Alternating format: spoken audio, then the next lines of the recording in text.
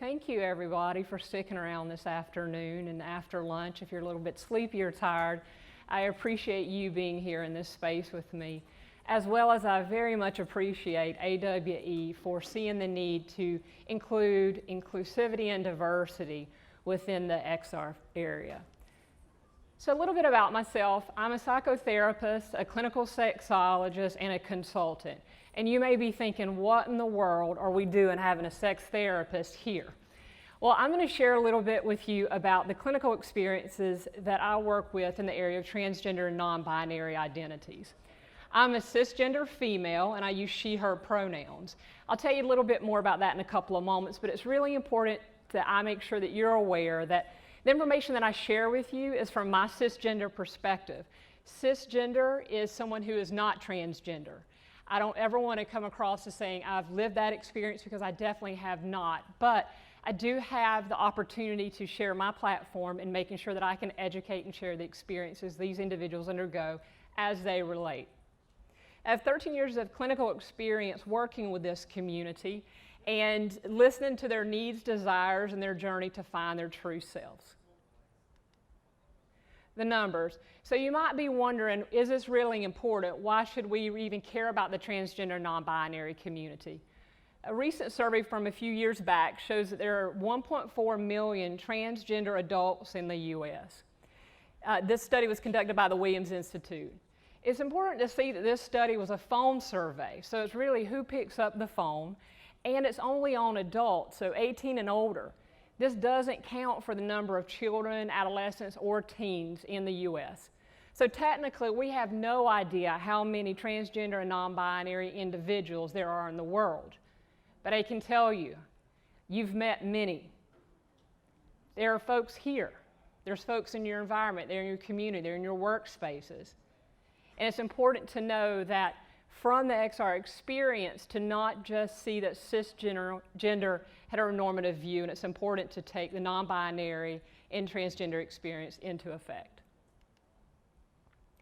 This is the gender unicorn. Has anyone seen the gender unicorn before? A couple of folks? Wonderful, thank you. I want to make sure we acknowledge Layden Pan and Anna Moore from the transstudent-education-resources.org. This is an amazing educational PDF. And I think it's important for our developers, our content creators, and programmers, if you're going to provide these experiences, that you really understand what gender identity is and what it's not.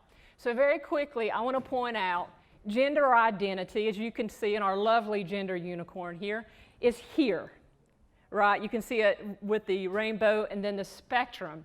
That gender identity is the sense of self, the sense of identity, of how I see myself in relation to gender.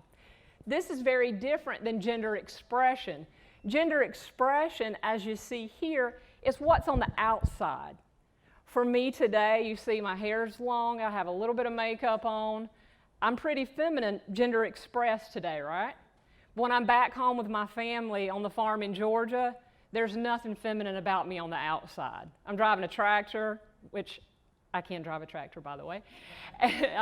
In hair's back, baseball cap, in work boots. So even though my gender expression changes on the outside depending on what I'm doing, my gender identity of being a cisgender female doesn't change. And that's one of the wonderful opportunities that these individuals can experience in the XR world, is identifying who they are and picking what's best serves as their experience.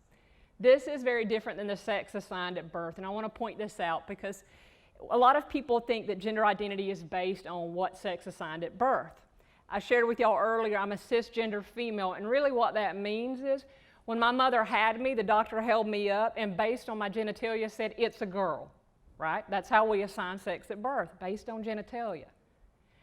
Now for me, my life experience has always been of a girl, female. Even though I was a tomboy, my sense of self has always been female. So as a cisgender, cis is a Latin prefix for on the same side of. So what I was assigned at birth, I've always identified on that side. So for me, my gender identity does line up with the sex I was assigned at birth. But for many of your users, it does not. And they may see themselves as transgender or non-binary or genderqueer.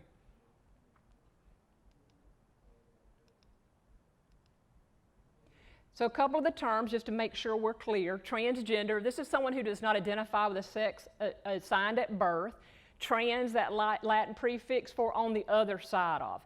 For an example, if when the doctor held me up and based on my genitalia said it's a girl, and my experience, how I saw myself and my life as it unfolds feels like a male, man, or masculine side, I may see myself as a transgender male, just for an example. Trans on the other side of what's assigned. So that's the biggest difference. And non-binary, this is someone whose gender is not male or female. It may be a blend of both elements or having no identification with gender. Some other words that some individuals use is gender queer. Someone may be agender or bigender. So here's a couple of myths. As you're developing and creating content, it's important for you to know that these are not true. So one of the myths is every transgender non-binary person has the same experience. That's not true. None of us have the same experience as the person next to me. Another cisgender female doesn't have my same lived experience. So it's important to know that we can't group everybody together and say, okay, this is a transgender user. We have to make sure this is specifically for them. The next one is that every transgender or non-binary person hates their body. This isn't true. Each of these individuals don't hate their body, and there are many individuals that are okay with their body, and they want to preserve their genital integrity of who they are because they know what their sex-based at birth, and their genitalia doesn't have to match who they are for them to be their real and true self. Not every individual wants a different body than they have, and not every individual wants to socially or medically transition. And this is a myth. When someone hears that this is a transgender user, they must want to explore this experience so they can go into a different body. Not necessarily. And not every individual is going to want to come out and go through a coming out process. And since tomorrow does kick off Pride Month, not every transgender non-binary individual has pride in who they are. And we're going to talk about what some of those experiences may look like. So common experiences that your users may be going through is having unsupported family, friends, and or partners. They may lose their job due to identity and expression. And I know in a lot of places, employment is protective, but there's a lot of spaces that it is not. And this is very real. Gender dysphoria. This is distress. So think of dysphoria as distress in that lived experience.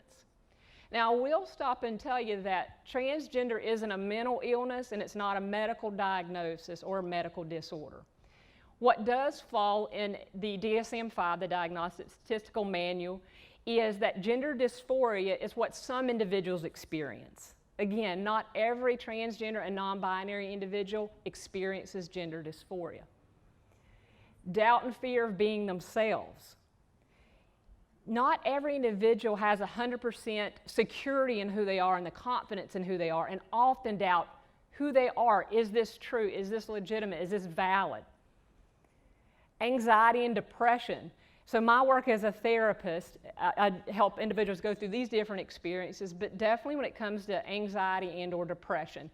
And it's not because they're transgender or non-binary. It's because they're having to deal with the stigma and discrimination that's out there, which is a great opportunity for the XR field we'll talk about in a moment. Violence, a very real fear of violence for them just being who they are. Transphobia, that's the fear, hatred, dislike, or anger towards someone whose gender, identity, or expressions outside, let's just say, the norm of society. We already know we don't have a binary system, but there's a lot of individuals that don't feel that these individuals have valid existence, experience, and that it isn't true. So transphobia is a big issue that a lot of individuals deal with, and then internalized transphobia. So what this is the fear, the hatred, the dislike, and the anger of being transgender, and it's internalized into self.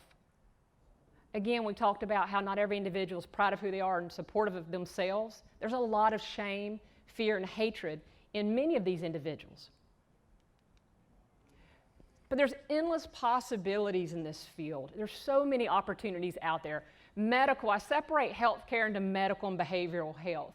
But with medical healthcare, training doctors, training nurses, training PAs in other areas of providers that could really have that experience of interacting, not just in a training facility or not just in school where it would be great to have them in the medical schools, but also having that ability to experience real time with telepresence, right? And to be able to be there in that moment and to have these simulations would be very helpful. Behavioral health care. There's a lot of opportunity for growth in this area. For me, about 80% of my work as a therapist is virtual in that 2D space. I run free virtual support groups every month, though it's nationally and internationally for people exploring their gender identity, as well as for parent, partner, family, friends. So I'm interfacing all the time through video with people across the US and beyond, as well as my psychotherapy practice also. So how amazing would it be for me to be able to be there in that space, in that immersive space with these clients and these individuals? Human resources. You know, we have competence training and cultural competence training and sensitivity training to make sure that employees are embracing one another and the customers they work with. Why not have that simulation through XR and have that experience of what happens to a supervisor, let's say, when an individual comes up and says, I'm ready to come out as my true self? What if they went through that experience and had that background? Education, gaming, and Girl Body and The Circle are two programs that are already working in this sphere, and it's really incredible to see the different experiences here. Maslow's hierarchy of needs. I'm sure many of you are aware of this, but here's the cool thing about AR and VR work. You have the opportunity as creators and developers to help users meet parts of each of these. Self-actualization, that's the top that we're all trying to get to, right? Giving the experiences that we'll talk about in the opportunity, individuals can help self-actualize through your immersive experiences. Esteem, building that confident self-esteem of being in that space and being able to step into that body or step into that scenario where they can practice switching out between gender identity, their expression, whether it's at work, at home, or socially. Love and belonging. Ava did an amazing job this morning talking about the social aspect of being able to connect with people, because this can be very isolating for many people in the LGBTQIA+ community, not just transgender, non-binary individuals, but the love and belonging and sense of community, creating those avatars, creating those connections. I think about how amazing my virtual support group would be to go from a Facebook group space and avatars and bringing that real life in there in that experience. Safety needs. Do you know how amazing it would be to be able to go through some of these experiences and try coming out at work or coming out to a partner or coming out to a mom or dad in this simulated space, and what that would do for your confidence and for the privacy, and then physiological needs. So one of this area is when you build up that confidence, when you build up that experience and that sense of self, people are going to be able to hold their heads up higher. They're going to be able to maintain their job. They're going to be able to face discrimination and violence and the stigma that goes with many of these individuals. So I love this quote. I'm going to read this for you. Humans excel at visual imagery. Our brains evolved this ability to create an internal mental picture or model of the world in which we can rehearse forthcoming actions without the risk or penalties of doing them in the real world. That's pretty powerful. You take that with the benefits of AR and VR, there's no time restraints. You just can pick up and use, whether it's a headpiece or whether it's glasses or whether it's getting into that space at their convenience and when it's safe for them. The practice in a safe environment, coming out to a parent, trying that and seeing what that experience feels like, what emotions come up for them, what kind of support do they need to bring around themselves. Privacy, a big one. There are so many individuals I know I interface with every day that will never come out. There's too much fear of loss, of support, of care, of love, and community. This can be a user experience that gives them this private space to be themselves. simulate real life situations. Conversations with avatars. What if you could go practice and talk to a healthcare provider? There's so much fear that comes up with these users when they have to go to their doctor and tell them who they are. And it allows the user to move at their own speed, which is extremely important. Each individual's speed of going through the process is different. You've got options for a guided, curated version, or you give the user the control of determining their own story. That's self-actualization at its best. So opportunity number one. The user can experience and explore their identity and expression in a safe space, experientially as well as immersively. See what it feels like to step into that body. See what it feels like to walk into that space, to face that supervisor, to face that partner, to face those kids, whoever they need to come out to, or to figure out who they are. And giving that identity to that individual to determine that versus assigning it to them. A second opportunity is exploring the actual coming out process to family and friends, and even in relationships. Work as well. Given that space of experimenting, trying, immersing self in that opportunity to be who they are and it be safe. Number three, gender dysphoria. We talked about this a couple of moments as that distress. Here's what I think AR and VR opportunities lie here. The opportunity to alleviate, to lessen. Like I said, there's going to be many individuals that will never be able to come out for a lot of different reasons. But what if that user could have that experience and alleviate their gender dysphoria? Maybe it's only for a small amount of time. We may, or me as a cisgender female, I may see that as a small amount of time, but that's a lot of time to these individuals. Validate. So one of the concerns can be, but wait a minute, Kristie, if we're giving the user this experience, what if it really brings up a lot of emotion? What if that individual is just like, wait a minute, I'm coming into this space, I'm in this experience. It can bring a lot of emotion up, and it can validate what the individual knows to be true about themselves. Because there's a lot of self-doubt. There's a lot of self-doubt. Is this really who I am? A lot of people think that transgender non-binary individuals are sure of themselves, like they know it's who they are 100% of the time. I question myself every day in different areas of my life. My confidence, self-esteem fluctuates depending on situations. So why wouldn't this user as well? But if you can take and help them validate, hey, you know what, I had this experience, and gosh, I really see that as who I am, that's validation.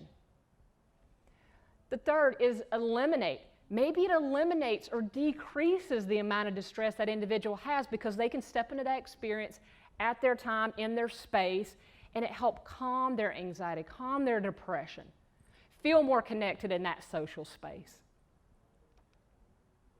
There's a couple of final thoughts I want to make sure I leave with you. The sense of control is important in an out-of-control world. These experiences allow the user to control at their pace.